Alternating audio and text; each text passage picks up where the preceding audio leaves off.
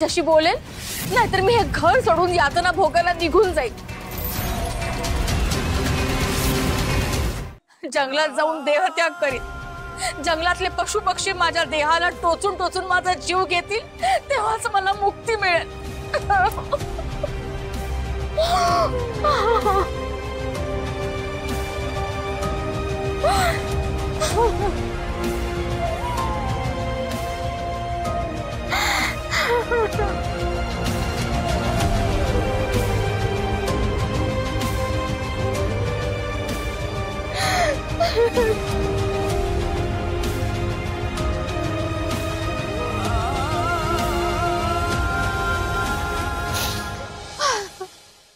आत्यांचं एक वेगळंच रूप पाहिलं मी आज।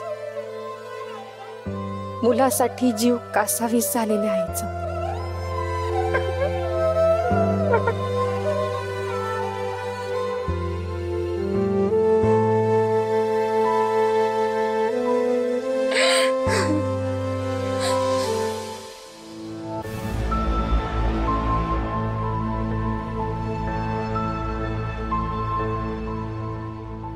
काय ग, प्लेट तशीच घेऊन आलीस?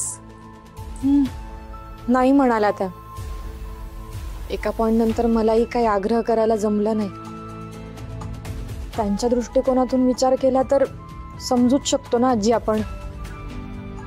दयानंद काकांनी हे एवढं भयंकर कृत्य केलंय आणि श्रेयसने कसं फटकारलं बघितलं ना। खूप लागलंय त्यांच्या मनाला।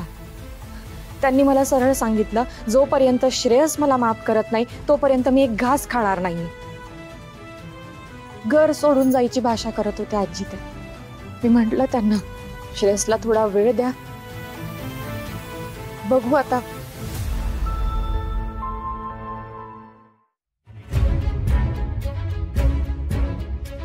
तुला काय वाटतं, श्रेयस माफ करेल तिला? याचं उत्तर काही दिवसांपूर्वी खूप सोपं होतं आजी। तुम्हीच बघा ना, आपला तरी कुठे विश्वास होता आत्यांवर।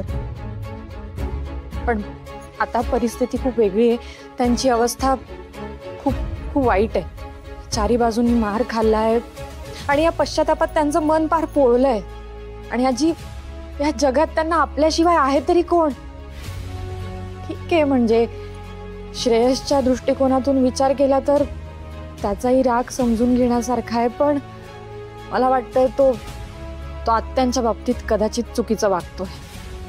मलाही तसंच वाटतंय। तिच्या नवऱ्याच्या वाईट कृत्यामुळे तिच्या मनात आपल्या इतकाच राग आहे ना, आणि तिनं नवऱ्याची नातं टाकल्याचंच जमा आहे। खरं बोलतेस तू।